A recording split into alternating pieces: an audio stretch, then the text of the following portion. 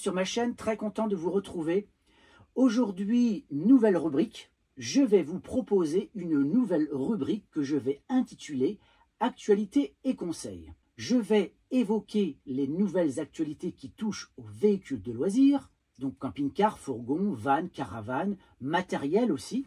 Mais je vais également vous conseiller et vous donner des astuces au sujet de l'usage de nos véhicules de loisirs. Tout d'abord, je vais commencer par une information qui concerne la marque Nisman Bischoff. Ensuite, je vais évoquer avec vous le salon du camping-car qui se tient en ce moment et je vais vous parler précisément de 5 véhicules de loisirs qui ont attiré l'attention des journalistes professionnels, mais également des visiteurs du salon. Je vais terminer par 2 autres sujets, celui d'une nouvelle ère à Valence et enfin de la question du permis B en 4 tonnes 250. Commençons d'abord par le constructeur Nisman Bischoff. 2 journées portes ouvertes sont organisées par le constructeur le 4 et 5 novembre. À l'occasion de celle-ci, les visiteurs pourront découvrir les coulisses de la production des camping-cars de la marque. Donc le 4 et 5 novembre prochain, Nisman Bischoff ouvre ses ateliers de fabrication au grand public après avoir connu de nombreux changements ces dernières années, dont la construction d'un nouveau hall logistique. Un parc solaire vient désormais se greffer sur le site. La marque génère donc sa propre électricité. Mais c'est avant tout l'occasion de venir découvrir l'ensemble des modèles du constructeur, dont les dernières nouveautés, tout en jetant un œil aux coulisses de leur production. Les camping-caristes venant des 4 coins d'Europe sont attendus très nombreux. Au programme, visites guidées, stands et diverses animations comme la venue le samedi soir d'un groupe de musique. D'ailleurs, c'est un moment très convivial que les visiteurs vont pouvoir bénéficier. En ce qui concerne le stationnement, le parking Swiss Life Asset Manager, situé rue Ribert-Koch, ainsi que le terrain de la société Goldsmith seront à disposition des camping-caristes. Attention, il n'est pas possible de réserver, pas de branchement électrique sur place non plus. Alors, au niveau des infos pratiques, les horaires d'ouverture, c'est le samedi de 10 h à 17 h et le dimanche de 10 h à 16 h. Alors, l'adresse, c'est Clou Straber 1, 56 751, Polch, en Allemagne. Maintenant, abordons le salon du camping-car qui se tient à Paris. Cette année, plusieurs thématiques font partie des préoccupations des clients, comme des exposants de la 50e édition du Salon des véhicules de loisirs, le SVDL, a commencé par la hausse des prix des carburants, ce qui oblige notamment une conduite plus éco-responsable, ce qui se traduit aussi par la présence de plus en plus importante de la boîte de vitesse automatique sur les camping-cars et les fourgons. On n'en est pas encore à l'adoption de motorisation hybride rechargeable et encore moins à du 100% électrique. Effectivement, là, il y a la question de la charge utile qui est vraiment un véritable problème. D'ailleurs, je pourrais vous parler de ce sujet. Dans cette quête anti-gaspi, les véhicules plus compacts, plus maniables et les systèmes légers de toit relevables se démocratisent sur les fourgons et les vannes. Certains constructeurs annoncent d'ores et déjà des réductions de poids de l'ordre de 20 à 40 kg. Bon, après ces quelques petites informations, je vais donc vous présenter 5 coups de cœur et vous verrez que c'est vraiment très intéressant.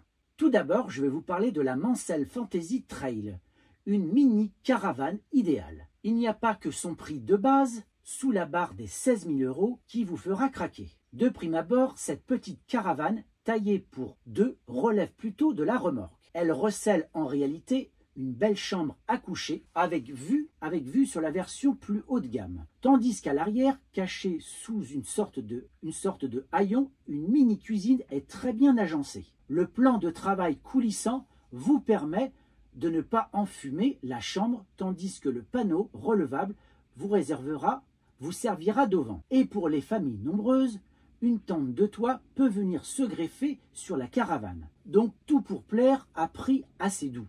Maintenant, je vais vous parler du Citroën Holidays, le van nostalgique par excellence. Présenté en première mondiale il y a quelques semaines au salon de la caravane de Düsseldorf, le Citroën Holiday fait au salon du véhicule de loisirs sa première apparition en France. En faisant le tour du propriétaire, la réalisation est très soignée. Une fois sorti de l'usine de Hordain dans le nord de la France, le Citroën Space Tourer, qui sert de base, est envoyé chez Bravia, en Slovénie, où il reçoit son aménagement intérieur avant de filer en Italie chez Casolani pour se transformer en type H, où il s'équipe entre autres de phares de Fiat 500 électriques. Donc là, on reste dans le groupe Stellantis. À l'issue du périple, il a rejoint le concessionnaire Citroën pour être livré. Maintenant, je vais vous parler du fourgon, car certains fourgons ont chippé le toit relevable des vannes. C'est bien souvent le point d'entrée dans le monde du camping-car. Les vannes, tout comme leur grand frère fourgon, multiplient les astuces pour être toujours plus désirables. Et la tendance du moment, c'est le mélange des genres, puisque les premiers ont légué au second leur toit relevable en toile. Dans les hauts fourgons, il n'a plus la fonction de rehausse indispensable pour se tenir debout dans un van, mais uniquement de couchage supplémentaire auquel l'on accède par une échelle dépliable. Une chambre supplémentaire en mezzanine pour les enfants et les ados que vous gardez un peu plus longtemps sous votre toit. Tous les fabricants se sont lancés sur ce credo et je pense que ça risque d'être une véritable réussite. Maintenant, je vais vous parler de l'Imer Venture S 4x4, l'aventure sans limite. Pour camper hors des sentiers battus, voici l'outil parfait. Comme de coutume, c'est le Mercedes Sprinter qui est utilisé comme porteur avec une garde au sol, majorée et une transmission intégrale. Sur le stand Imer, le prototype Venture S 4x4 en impose, et pas uniquement parce qu'il tient une place centrale. Regardez un petit peu à quoi ça ressemble. Son look de baroudeur met tout le monde d'accord. Il arbore des boucliers grainés et des jantes robustes Delta Mix noires qui ne dépareilleraient pas sur un camion d'assistance du Paris-Dakar. Et à l'arrière, son immense baie vitrée illumine la. Maintenant, cinquième et dernier véhicule, il s'agit du Concorde Liner 1095 GT, le plus chic et le plus cher. Comme dans l'univers du nautisme, il y a des yachts de luxe, lesquels disposent dans leur cale de véritables garages pour y loger des vedettes, des liners. Les liners, selon l'épaisseur de votre portefeuille, vous permettront d'emporter avec vous tout au long de votre périple une petite citadine ou bien un bolide de sport. Terminons cette visite du salon en beauté, avec une part de rêve dans un monde où le confort est un art de vivre. Chez le constructeur allemand Concorde, ce Liner 1095 GT est un beau bébé d'une longueur respectable de 11 mètres. Il repose sur le châssis d'un Mercedes Actros 18 tonnes, facturé au prix de 786 520 TTC. Cet engin est le plus onéreux de tout le salon. La cuisine comporte même un mini lave-vaisselle et sous la chambre à coucher, le garage recèle une Fiat 500. Mais dans sa gamme, il y a encore plus grand et encore plus cher. Il s'agit du Centurion, dont le tarif peut dépasser 1,3 million d'euros.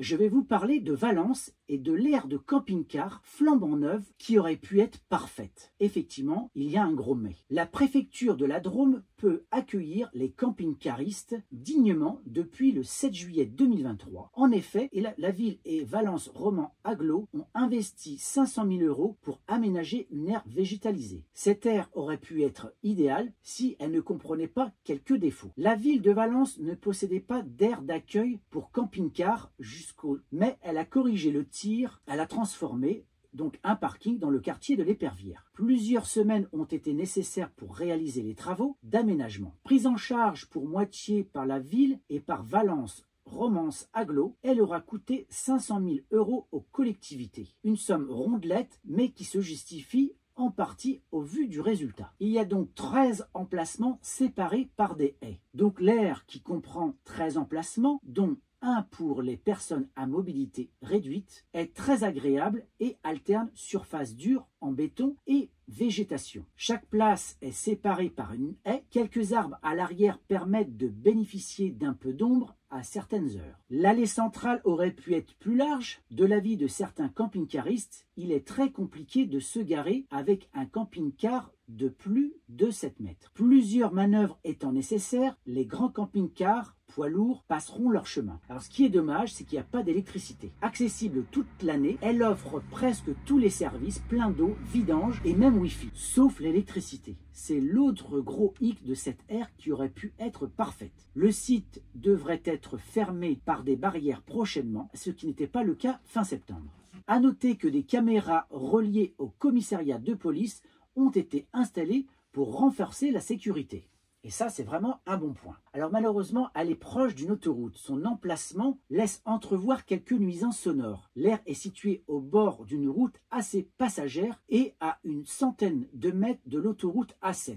La circulation peut donc s'avérer gênante. D'un autre côté, elle est assez facile d'accès puisqu'à seulement 5 minutes de la sortie d'autoroute Valence Sud et Valence Nord. À proximité immédiate du centre aqualudique de l'Épervière et de la Via Rona, elle permet également de rejoindre le centre-ville en moins de 15 minutes à pied. Alors je vais vous donner l'adresse, allée des Mouettes, 26 000 Valence. Forfait et service plus stationnement, 12 € par nuitée, taxe de séjour incluse. Au niveau des services, vous avez une borne de vidange, des eaux grises et noires, un ravitaillement en eau, du Wi-Fi et une vidéosurveillance.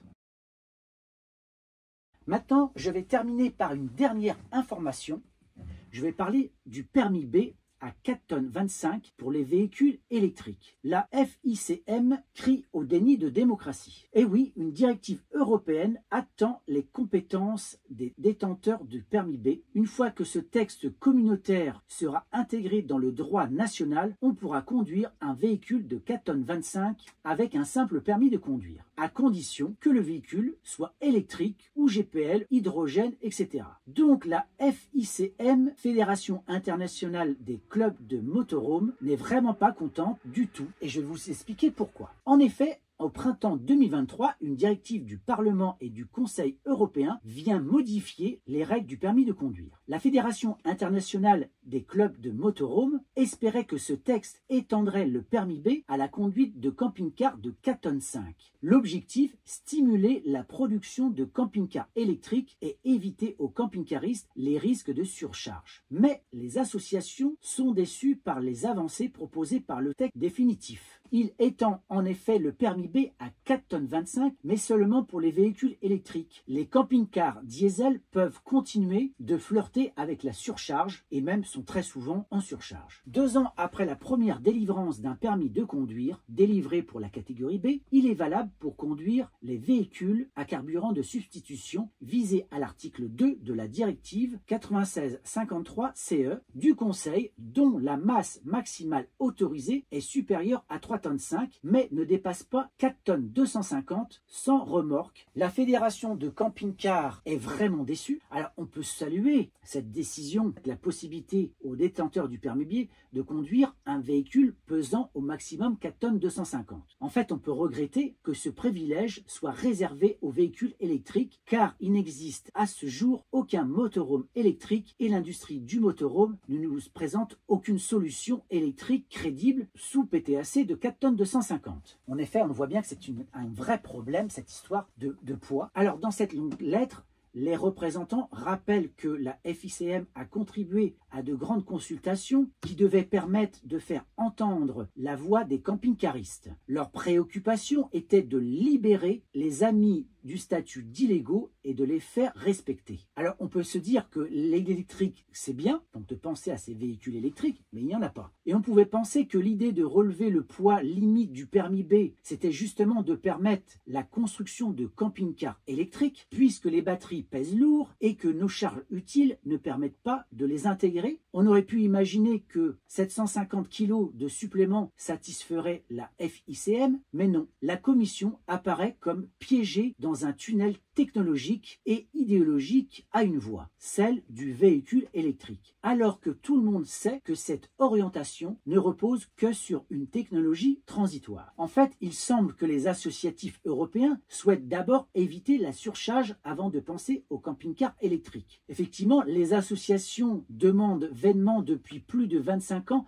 le relèvement du PTAC sous permis B, de sorte à pouvoir utiliser toute leur capacité en eau potable et usée du matin au soir. Et donc la FICM estime avoir été malmenée par les institutions européennes. Alors ce qu'il faut savoir, c'est qu'il y a eu pendant un temps une consultation, on pouvait soi-même donner son opinion sur ces directives. En tout cas, il y avait l'ouverture d'un dialogue ouvert à tous les possesseurs de camping-cars. Moi-même, j'ai participé, donc j'ai répondu à ce questionnaire et j'ai exprimé mon souhait que pour nos véhicules thermiques, on puisse passer, allez, pourquoi pas 3 tonnes 850, il ne faut pas non plus exagérer.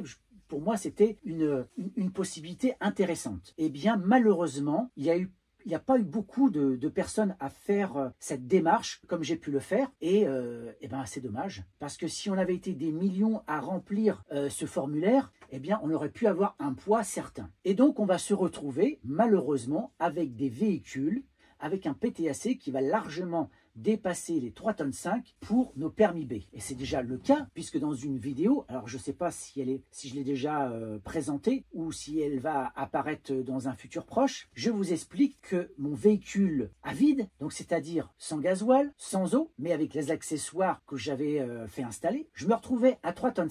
Donc imaginez évidemment que lorsqu'on remplit le camping-car avec les ustensiles de cuisine, la nourriture, les vélos, le matériel de camping, eh bien je me suis retrouvé à 4 tonnes 200. Donc c'est quand même assez incroyable que la Commission européenne n'arrive pas à entendre notamment ces associations, et je trouve ça assez navrant. Donc voilà un petit peu les informations et les actualités du moment.